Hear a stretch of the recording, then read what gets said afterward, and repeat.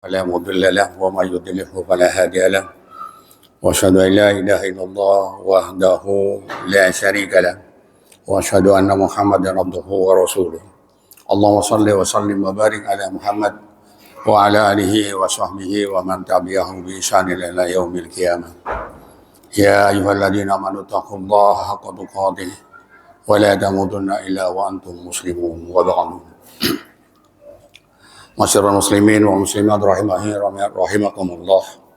Alhamdulillah, dengan izin Allah, pagi hari ini kita dipilih oleh Allah, bagian dari orang-orang yang dimudahkan oleh Allah untuk melaksanakan panggilannya, perintah salat subuh berjamaah di dalam masjid di awal waktu, satu keutamaan yang tidak mudah kita bisa meraihnya. Karena itulah orang-orang yang dipilih oleh Allah untuk melakukan kebaikan. Mari kita perbanyaklah bersyukur pada Allah Subhanahu wa taala. Semoga Allah memberikan pada kita sekalian nikmat-nikmat yang lainnya yang berkaitan dengan amal-amal soleh yang bisa kita lakukan. Salawat dan salam semoga tercurahkan kepada Nabi kita Muhammad sallallahu alaihi wasallam, juga kepada keluarganya, sahabat-sahabatnya dan semua umatnya hingga akhir zaman. Dan kesempatan pagi hari ini mari kita sempatkan untuk kita bermohon pada Allah dengan doa yang biasa dipanjatkan oleh Rasulullah SAW. Allahumma inna nas'aluka ilman nafi'a wa rizqan thayyiba wa amalan mutaqabbala. Allahumma anfa'na bima 'allamtana wa 'allimna ma yanfa'una warzuqna ilman yanfa'una. Allahumma inna na'udzubika min ilmin la yanfa' wa min qalbin la yakhsha wa min nafsin la tasba' wa min da'watin la yustajab laha. Amin.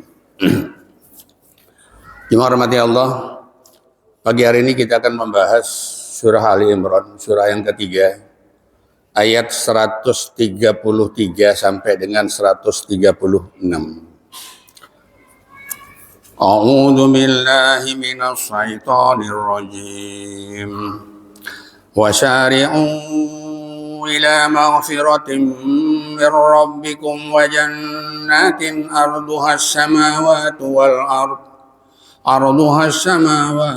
ardu uiddat lil muttaqin alladhina yunfiquna fis sarra'i wad dharra'i wal kadhimina al-ghaidha wal 'afina 'anil nas wallahu yuhibbul muhsinin. والذين إذا فعلوا فاحشة أو ظلموا أنفسهم ذكروا الله فاستغفروا لذنوبهم ومن يغفر الذنوب إلا الله ولم يصروا على ما فعلوا وهم يعلمون أولئك جزاؤهم مغفرة من ربهم وجنات تجري من تحتها الأنهار خالدين فيها ونعم أجر العاملين. 4 ayat kita bahas pagi hari ini. Kita awali pembahasan dari ayat 133. Dan bersegeralah kamu dengan ampunan dari Tuhanmu dan kepada surga yang luasnya seluas langit dan bumi, yang disediakan untuk orang-orang yang bertakwa, yaitu orang-orang yang menginfakkan hartanya baik di waktu lapang maupun sempit, dan orang-orang yang menahan amarahnya dan memaafkan kesalahan orang lain. Allah menyukai orang-orang yang berbuat kebajikan. Dan juga orang-orang apabila mengerjakan perbuatan keji dan menganiaya diri sendiri, mereka ingat Allah lalu memohon ampun atas dosa-dosa yang mereka lakukan. Dan siapa lagi yang dapat mengampuni dosa selain Allah? Dan mereka tidak meneruskan perbuatan keji itu sedang mereka mengetahui. Mereka itu balasannya ialah ampunan dari Tuhan mereka dan surga yang di dalamnya mengalir sungai-sungai, sedang mereka kekal di dalamnya, dan itulah sebaik-baik pahala bagi orang-orang yang beramal. Jemaah rahmati Allah. Pada pertemuan yang lalu kita membahas tentang riba. Lalu setelah itu Allah tutup di ayat yang ke-132 dengan perintah, dan taatilah Allah dan Rasulnya agar kamu diberi rahmat. Dan di pagi hari ini Allah Subhanahu wa taala melanjutkan perintah yang lain, pemberitahuan yang lain, informasi yang lain. Kata Allah, dan bersegeralah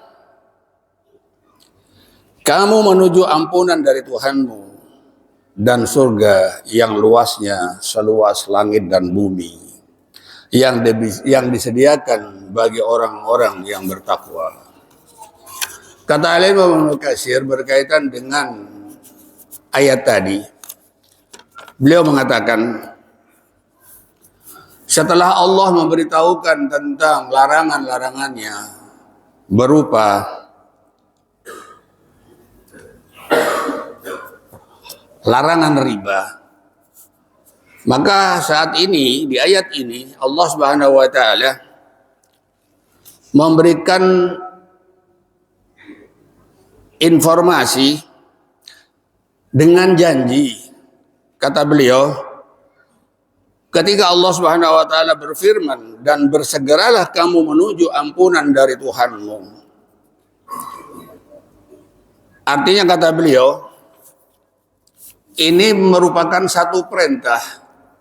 Ketika kita melakukan kebaikan, amal soleh, yang itu didasarkan dari ayat-ayat Allah dan hadis-hadis Rasulullah, maka segera lakukan. Jangan ditunda-tunda. Kata beliau, orang-orang yang menunda kebaikan, dia akan mengalami kerugian.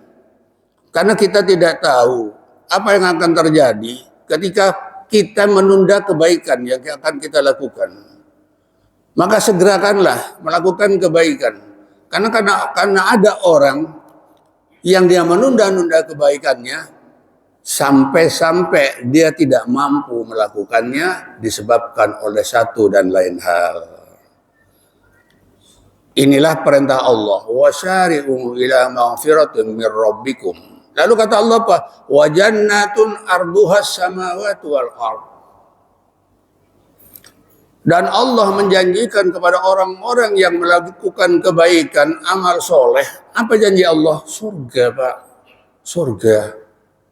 Gak main-main janji Allah. Jannatin arduhas samawati wal ardh. Surga itu seluasnya langit dan bumi. Seluas langit dan bumi. Nah, ketika Heraklius, penguasa Persia, mendapat surat dari Rasulullah, surat dari Nabi itu bunyinya kurang lebih begini. Saya mengajak Anda untuk beriman kepada Allah, mentauhidkan Allah. Dan Allah janjikan kepada orang-orang yang beriman, kata Nabi, surga yang luasnya seluas langit dan bumi. Lalu Heraklius ini menjawab surat Nabi. Saya telah menerima surat Anda. Dan Anda mengajak saya untuk bertauhid kepada Tuhan Anda. Lalu Anda memberikan janji, Allah akan memberikan, Tuhan Anda akan memberikan surga yang luasnya seluas langit dan bumi. Lalu kata Heraklius ini, pertanyaannya itu, kalau surga seluas langit dan bumi, lalu neraka di mana?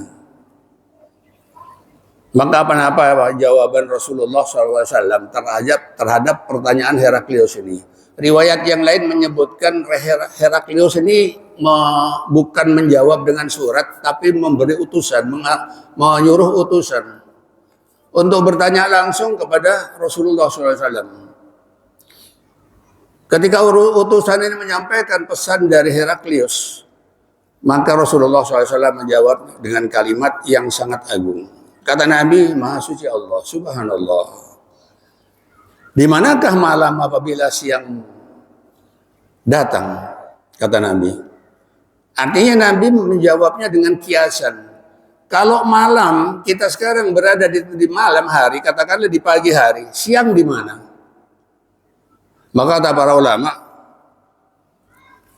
bila Imam Hamid Katsir mengatakan, pendapat ulama dengan sabda Rasulullah SAW ini, jawaban Nabi SAW, ini memberikan pelajaran kepada kita sekalian dirahmati Allah. Kalau kita berada di satu tempat dan itu di malam hari, tentu ada siang. Siangnya di mana? Hanya Allah yang tahu. Kalau kita berada di satu tempat, lalu itu siang hari, lalu malamnya di mana?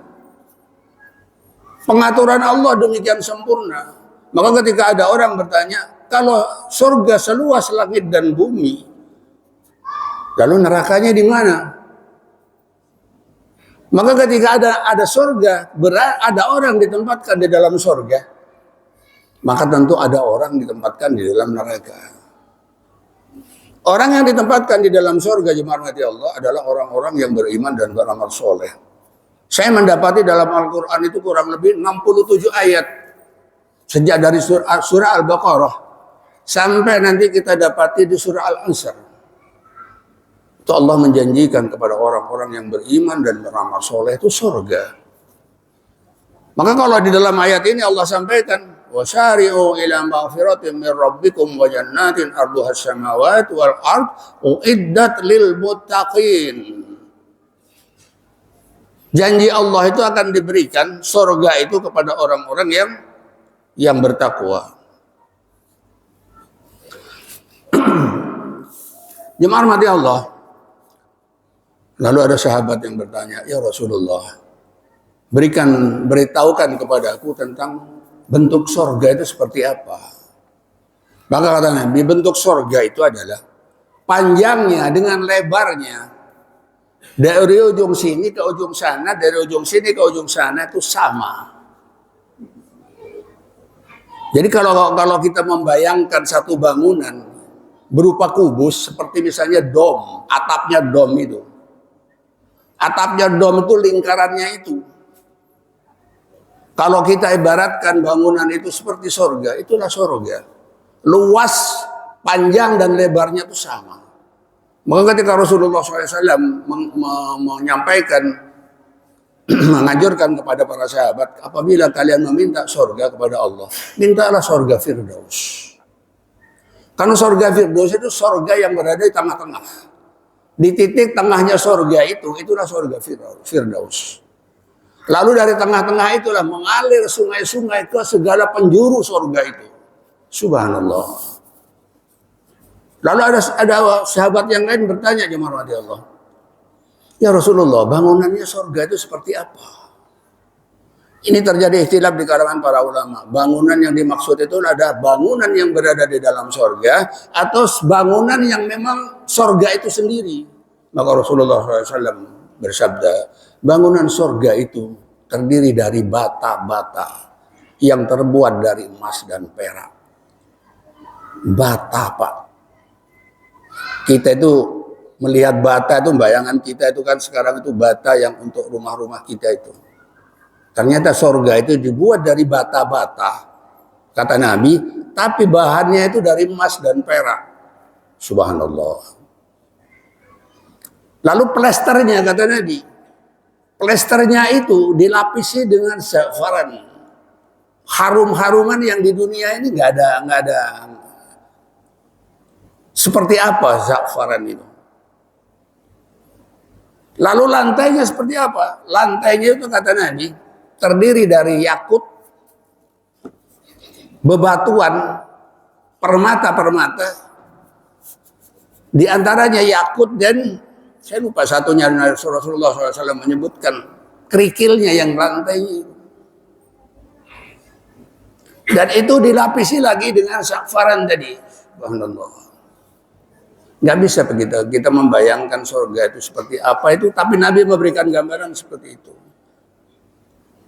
Nikmatnya seperti apa nggak bisa. Maka kata Nabi, membayangkan surga itu nggak akan mampu kalian, saking nikmatnya. Dan itu akan diperuntukkan bagi orang-orang yang beriman. Lalu apa tanda-tandanya orang yang beriman? Di ayat 134 ini Allah sampaikan.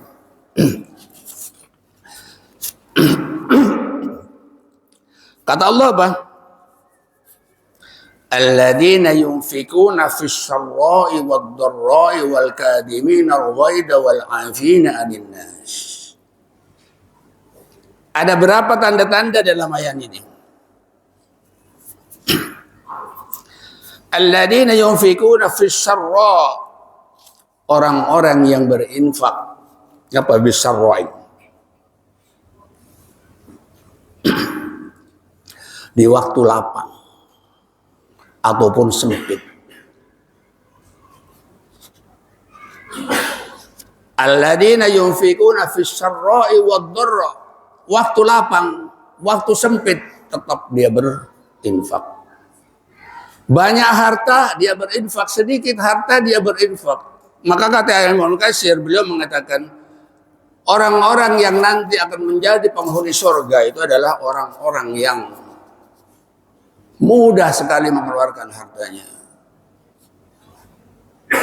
Maka jemaah hormati Allah, saya ingin sampaikan salah satu firman Allah di surah Al-Baqarah ayat 274.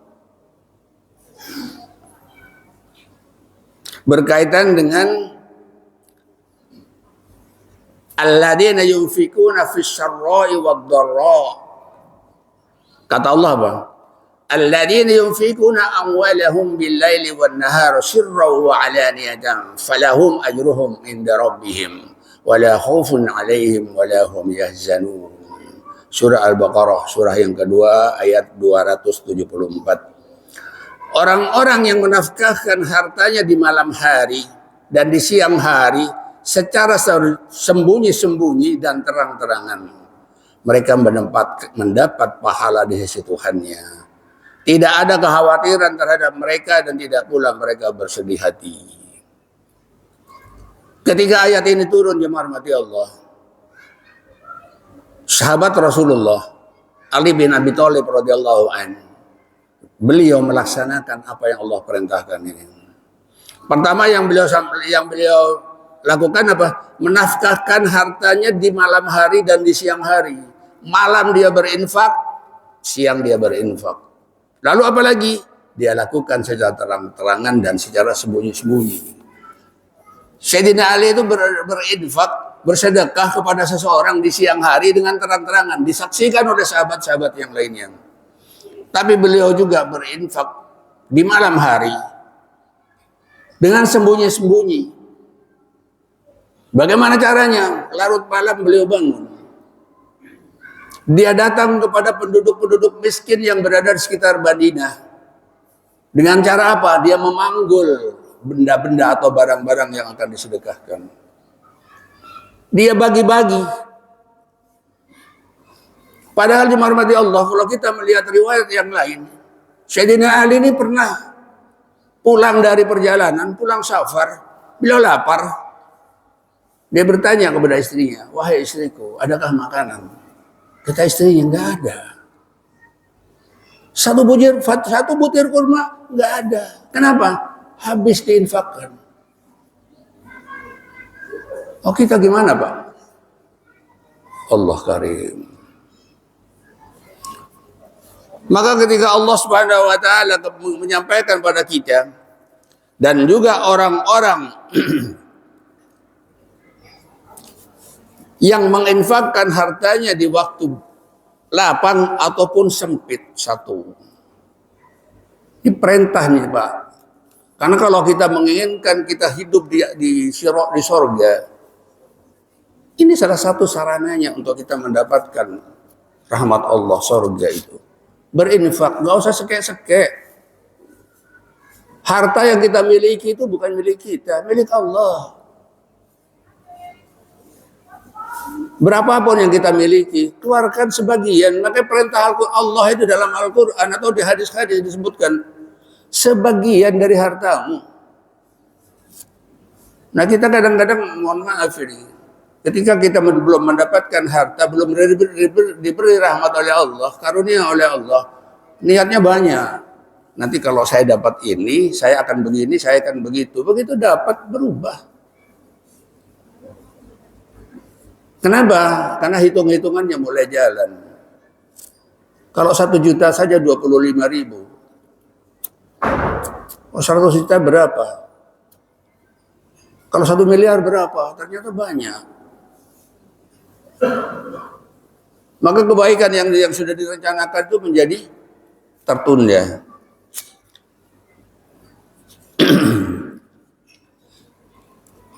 Lalu apa kata Allah? Wal kadhimin al-ghaidha wal 'afina 'anil nas. Dan orang-orang yang menahan amarahnya dan memaafkan kesalahan orang lain. Wallahu yuhibbul muhsinin. Ayat ini ditutup dengan kalimat dan Allah menyukai orang-orang yang berbuat kebaikan. Saya ingin sampaikan di rahmati Allah. Karena di sini tidak disebutkan.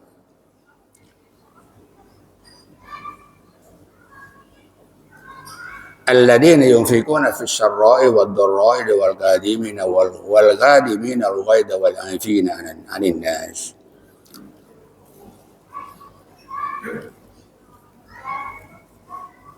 Dan orang-orang yang menahan amarahnya dan memaafkan kesalahan orang lain. Menahan amarah jemaat mati Allah ini satu usaha, perbuatan yang sangat mulia di sisi Allah. Kenapa? Karena kita menahan amarah itu perlu perjuangan memang. Maka Al-Imam Ibnu Katsir menafsirkan ayat ini agak sedikit, gak terlalu panjang. Tapi di dalam terjemahan di sini sedikit, tapi nanti pembahasan di sini lebih panjang. Kata beliau, wal qadimin al-ghaidha wal 'afina 'anil nas, dan orang-orang yang menahan amarahnya dan memaafkan kesalahan orang lain. Yaitu kata beliau, menahan emosi itu perlu perjuangan, berat memang. Maka Nabi ketika ditanya diminta oleh para sahabat dengan kalimat, ya Rasulullah, ajarkan sesuatu kepada saya yang tidak panjang-panjang dan tidak memberatkan. Apa kata Nabi? Jangan marah. Yang lain Rasulullah, jangan marah. Ada lagi ya Rasulullah, jangan marah. Artinya kesabaran itu memang diperlukan kita ini. Sedangkan kita itu yang namanya marah mudah dilakukan. Menahan marah itu susah.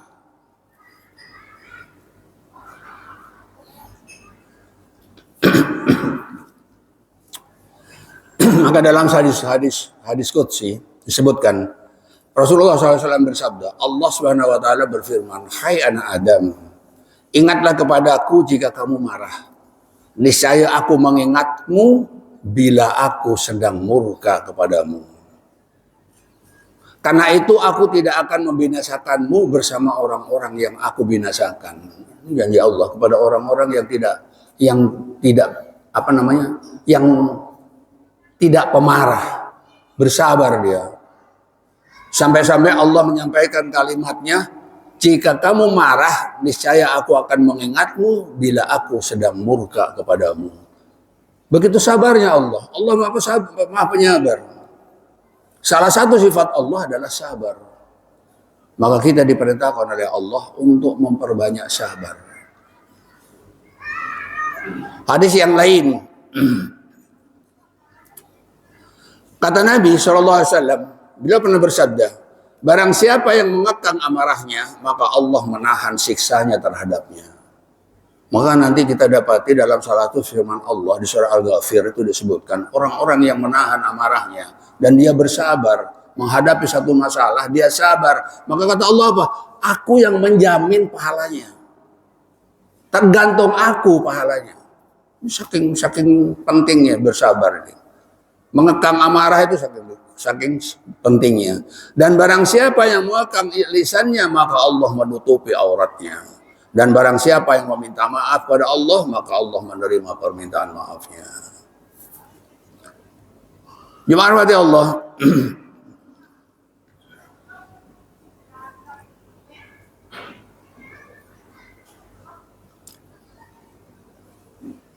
Kalimat berikutnya yang akan kita bahas adalah wal afina 'anil nas, dan memaafkan kesalahan orang lain. Memaafkan kesalahan orang lain, pertama Allah perintahkan jangan marah, menahan amarah, lalu yang berikutnya Allah perintahkan memaafkan kesalahan orang lain. Maka nanti kita dapati jemaah Allah di surah Al-A'raf, surah yang ke-7, ayat 199, itu perintah yang lain dari Allah berkaitan dengan memaafkan kesalahan orang lain. Kata Allah apa? Khudil afwa wa'mur bil 'urfi wa'rid 'anil jahilin.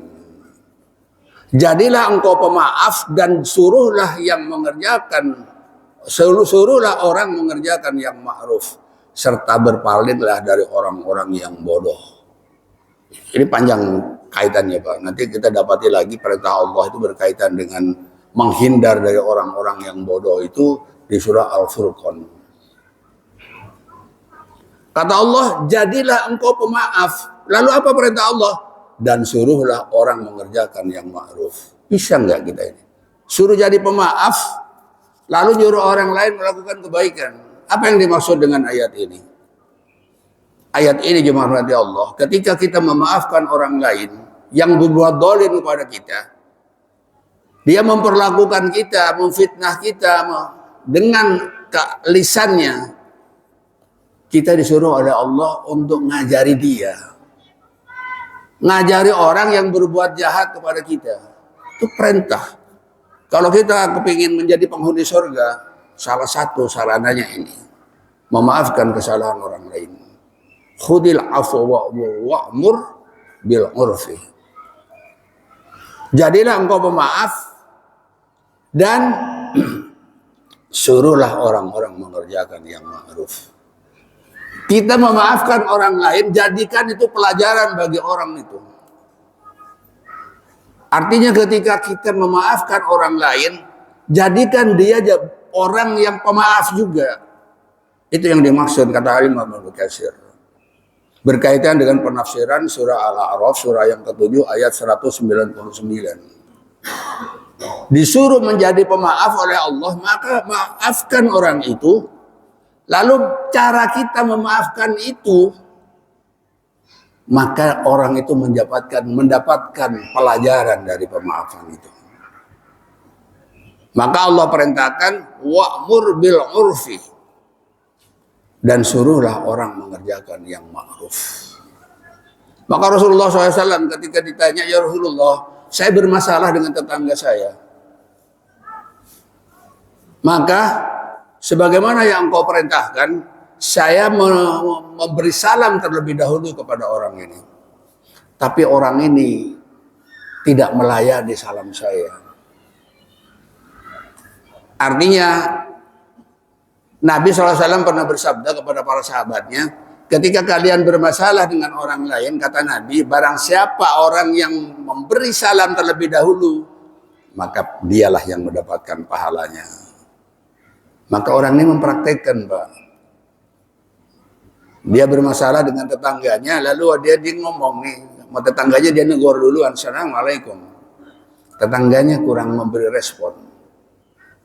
Kata Nabi, kalau memang benar seperti apa yang kamu katakan, maka sama kamu menyiramkan pasir panas kepada wajahnya. Ancamannya siksa. Nah, perintah kepada kita apa? Perintahnya kepada kita adalah memaafkan kesalahan orang lain. Wal afina 'anil nas. Memaafkan kesalahan orang lain, jemaah rahmati Allah. Itu memang perlu perjuangan. Bukan hanya kita beribadah saja, perlu kesabaran. Memaafkan kesalahan orang lain. Itu Masya Allah. Maka tadi saya sedikit menyinggung tentang surah Al-Furqan. Di surah Al-Furqan Allah perintahkan apa?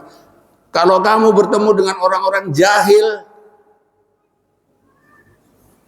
Maka kata Allah apa? Suruh jauhi, jangan melayani. Kita Pak, kalau kita melayani dengan orang-orang yang jahil, yang memang kebiasaannya itu usil terhadap orang lain, nggak ada habisnya Pak. Kenapa? Karena itu watak. Orang jahil itu watak. Maka kata Ustaz Zainuddin MZ apa? Orang jahil itu diantaranya adalah senang orang lain ngelihat orang lain susah, susah ngelihat orang lain senang. Itu orang jahil Pak. Begitu ngelihat tetangganya diberi karunia oleh Allah sedikit harta, sudah dia gerutu sudah itu. Itu orang jahil. Maka orang-orang seperti itu udah maafkan saja. Perintah Allah, wal afina 'anil nas. Walaupun memang agak berat kita melakukannya, tapi perintah ini sama, kita diperintah oleh Allah untuk menutup aurat, untuk membuang pandangan bagi laki-laki. Perempuan diperintah oleh Allah untuk menutupi auratnya, laki-laki diperintah oleh Allah untuk membuang pandangannya. Jangan dibalik. Maka kalau laki-laki itu melihat lawan jenisnya, bukan dipelototin Pak, buang. Tapi memang ini juga perlu perjuangan. Kalau usia kita itu masih 20, 30 tahun, 40 tahun, berat ini melaksanakan ini, membuang pandangan ini. Tapi nanti ketika kita sudah memasuki usia 50 tahun, apalagi sudah 60 tahun, 70 tahun, itu bisa itu insya Allah dengan izin Allah. Tapi kalau usia kita itu masih usia rawan, ini perintah ini justru malah banyak diabaikan. Padahal perintah Allah apa? Jaga pandanganmu kalau terhadap lawan jenis. Lalu perempuan apa perintahnya? Tutup auratmu. Dari mana tutupnya aurat? Seluruh tubuh terkecuali ini loh. Sama telapak tangan.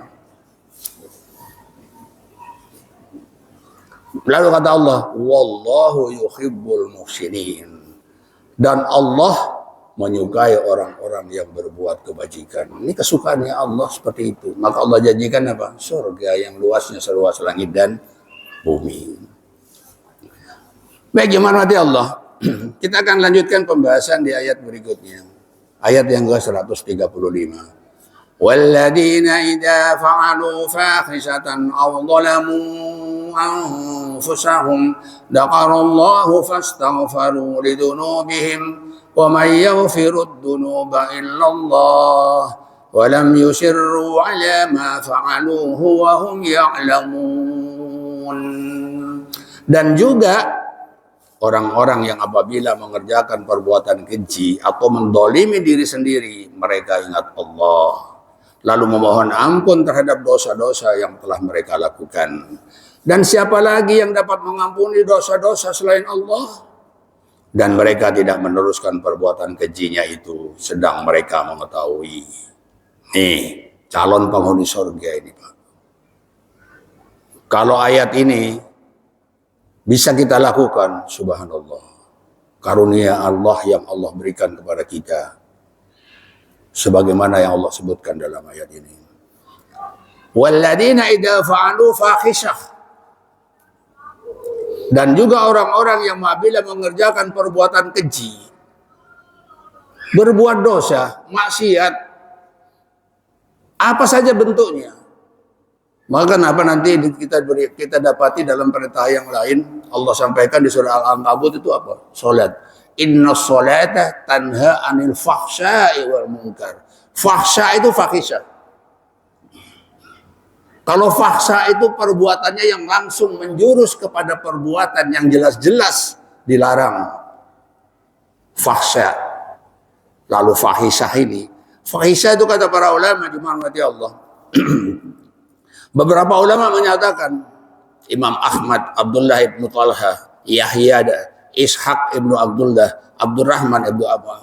Fahsya ini perbuatan apa saja yang dilarang oleh Allah, baik besar atau kecil, lalu itu dilanggarnya. Maka kata Allah apa? mereka ingat Allah. Bertobat. Bertobat, Pak. Istighfar minimal. Maka nanti jemaah rahmati Allah, kita dapati ada orang yang mengatakan banyak-banyak sholat taubat. Atau kalau enggak ada gini, saya pernah dengar itu sebelum berangkat umroh, sebelum berangkat haji, lakukan sholat taubat. Padahal Nabi tidak pernah, Pak, mengatakan sholat taubat itu tidak pernah. Tapi pelaksanaannya ada. Ketika Rasulullah SAW mengatakan begini, apabila kalian melakukan perbuatan dosa, maka ambillah air wudhu, lalu sholatlah 2 rakaat. Maka dosamu diampuni oleh Allah. Inilah kemudian oleh para ulama ditafsirkan itu sebagai sholat taubat. Kalau kita cari rinci satu persatu sholat sunnah, sholat tahajud, termasuk sering kita dengar itu sholat hajat. Bangun malam sholat hajat. Sholat hajat itu lebih tepatnya kata para ulama. Bukan kata saya menyampaikan saja. Kata ulama, sholat hajat, sholat apa nih? Tahajud itu jelas ya. Tapi sholat hajat itu lebih tepat dilakukan sebagai sholat istikharah. Kenapa?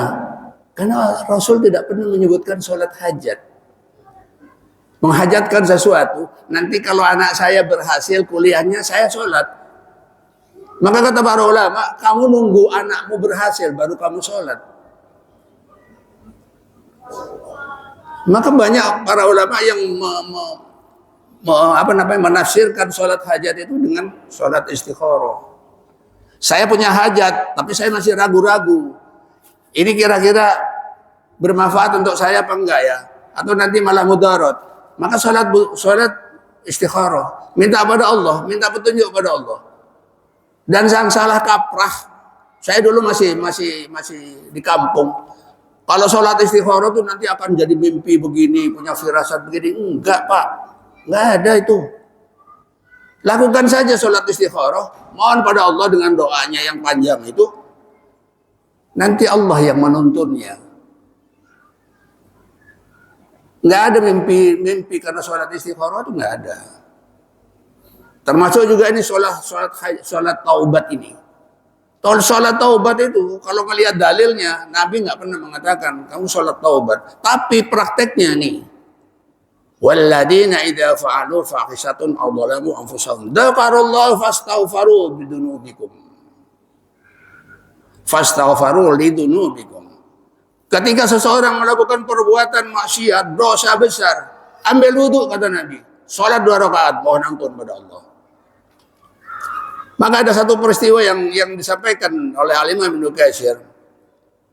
Hadis yang disampaikan oleh Rasulullah SAW dan Abu Hurairah menyampaikan dari Rasulullah SAW. Beliau bersabda begini, sesungguhnya ada seorang laki-laki melakukan suatu dosa besar kata Nabi. Lalu dia berkata, ya Tuhanku, sesungguhnya aku telah melakukan suatu dosa. Maka berikanlah ampunan bagiku atas dosa itu.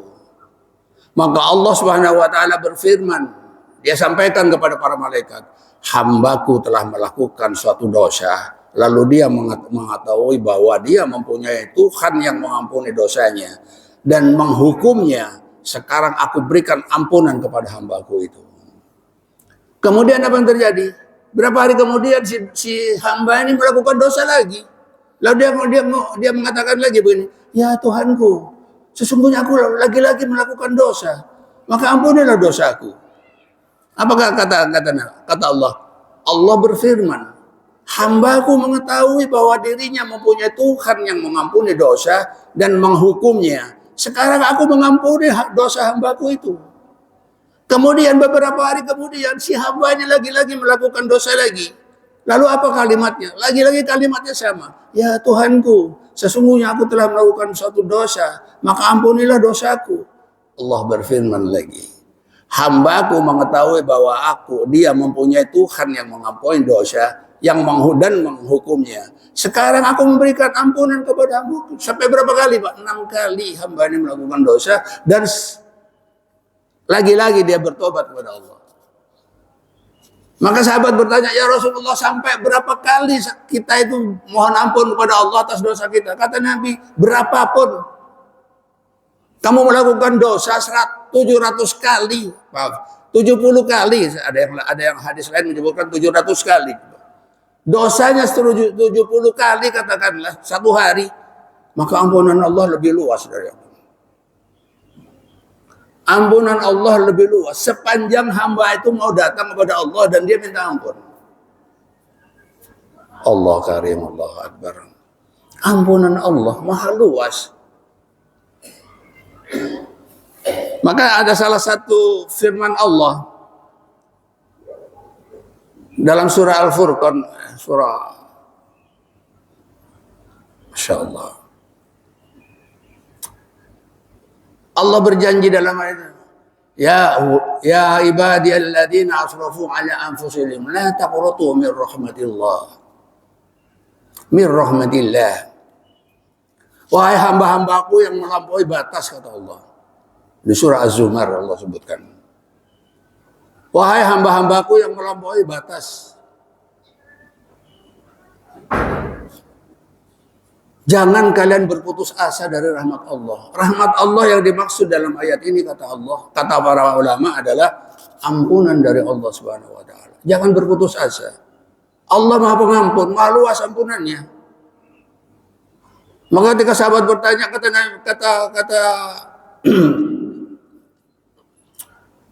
Abu Hurairah, sahabat bertanya, ya Rasulullah, sampai berapa kali kita minta ampun kepada Allah? Berapa kali pun kamu minta ampun kepada Allah? Sampai nanti kamu bosan minta ampunnya. Artinya apa? Bertobat dia. Betul-betul sudahlah. Ini terakhir kali sudah berbuat dosa itu. Maka ketika Rasulullah SAW memberikan contoh kepada kita, Nabi itu, Pak, jemaat mati Allah, dalam banyak hadis disebutkan, tidak kurang dari 70 kali sampai 100 kali dalam satu hari bertobat pada Allah, minta ampun pada Allah, beristighfar pada Allah. Nabi yang jelas-jelas sudah dijamin masuk surga, dosanya yang lalu dan akan datang, Nabi itu tetap aja dia bermohon ampun pada Allah Subhanahu wa taala. Maka nanti kita dapati dalam surah Ali Imran ayat 17 itu Allah perintahkan kepada kita apa? Untuk istighfar. Kapan waktunya? Sebelum sahur. Coba kalau Bapak nanti ada kesempatan buka surah Ali Imran ayat 17, kita pernah membahasnya. Minta ampun pada Allah kapan? Sebelum subuh, waktunya sahur itu loh. Berapa banyak? Para ulama mengatakan minimal 70 atau sampai 100. Kalau bisa kita lakukan itu, jemaah mati Allah. Masya Allah. Baik, kita akan lanjutkan pembahasan ayat yang terakhir yang kita bahas di pagi hari ini. Ayat 136. Sebentar, sudah selesai nggak dia?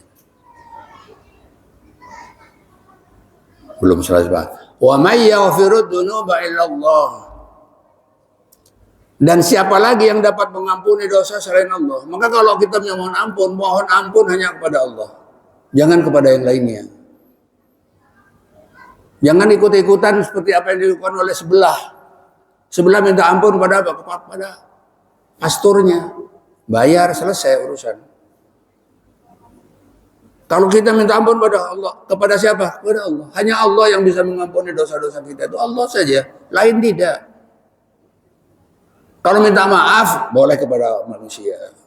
Itu minta maaf. Dan jemaah mati Allah, di sini ada catatan yang disampaikan oleh Imam Al-Qasir. Kalau kita minta ampun kepada Allah, maka Allah kita akan dapati Allah Maha Pengampun. Allah akan mengampuni dosa hambanya itu, baik seluas sebanyak buih di lautan. Kita bisa bayangkan buih di lautan. Di muka bumi ini lautan seberapa luasnya. Ada buihnya. Sebanyak itu buih. Apa dosa kita lakukan. Ampunan Allah lebih luas lagi dari itu. Lebih banyak dari itu. Nah, yang banyak dianjurkan oleh para ulama. Meminta maaf kepada sesama. Minta ampun pada Allah sepanjang nyawa belum ditenggorokan. Allah Maha Pengampun.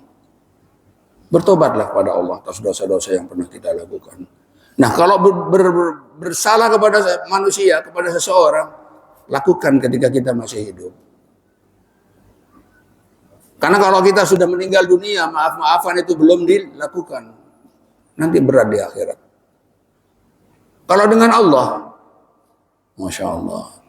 Maka ada satu hadis yang cukup panjang di kitab Tanbihul Qasidin. Itu sebutkan gini.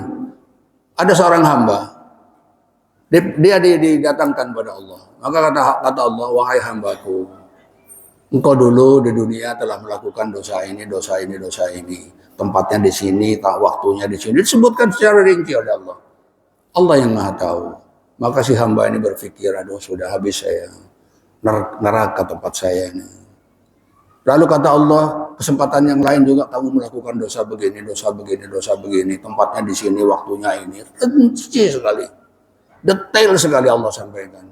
Maka si hamba ini lagi-lagi, dia berpikir, iya ya Allah. Dan dia dalam hatinya sudah nyerah, sudahlah siksaan yang saya dapatkan ini. Gitu. Maka kata Allah, semua yang aku sebutkan tadi itu sudah aku ampuni ketika engkau hidup di dunia. Maka sekarang masuklah ke surga aku sana. Ini ampunan Allah. Walaupun kita itu diperintahkan oleh para ulama, para sahabat itu untuk selalu berpikir terhadap dosa-dosa kita. Supaya apa? Supaya tidak terulang. Ingat dulu telah melakukan ini, telah melakukan ini, telah melakukan ini. Ingat, itu dosa. Ingat. Maka ketika kita ingat lalu kita mohon ampun kepada Allah, dicatat oleh Allah, dicatat oleh malaikat. Kalau kita beristighfar pada Allah itu hanya dalam hati, malaikat tidak mencatatnya. Allah Maha tahu. Inilah nanti kemudian di akhirat Allah perlihatkan ampunannya kepada kita sekalian. Wallahu walam yusirru ala ma fa'alu wa hum ya'lamun. Dan mereka tidak meneruskan perbuatan kejinya itu sedang mereka mengetahui. Inilah stop. Selesai sudah urusan maksiat-maksiat itu. Kalau dulu telah bermaksiat, mohonlah ampun pada Allah. Kita semua, saya, kalau seandainya Pak, dosa-dosa saya itu, setiap satu dosa diconteng oleh Allah di sini. Bapak nggak akan melihat wajah saya itu seperti apa. Kalau seandainya perbuatan maksiat, dosa yang dilakukan saya yang tidak diketahui oleh bapak-bapak sekalian, berupa bau, mungkin saya tidak akan bisa diterima di tempat ini karena bau busuknya, Masya Allah. Maka dosa-dosa itu oleh Allah ditutupi.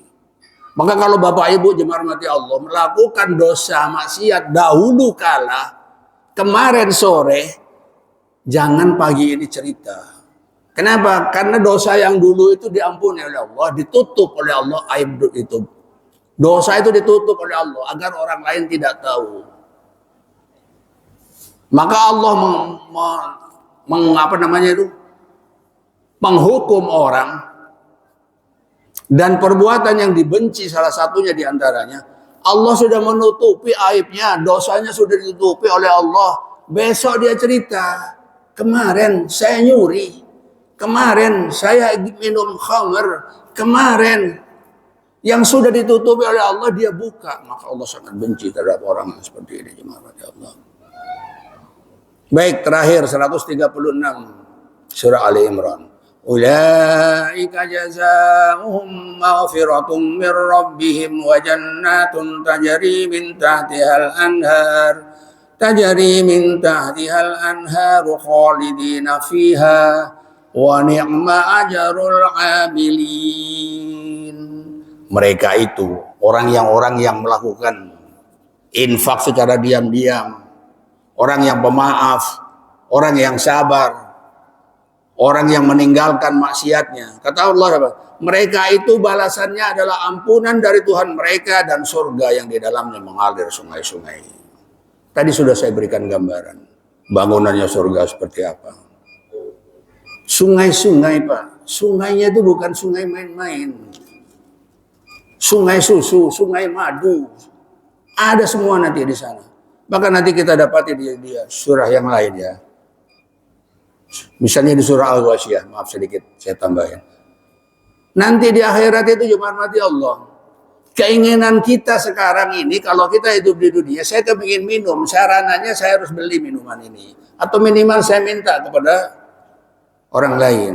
Nanti di akhirat, Bapak kepingin apa? Terbayang dalam hatinya, saya ingin makan burung dara, panggang.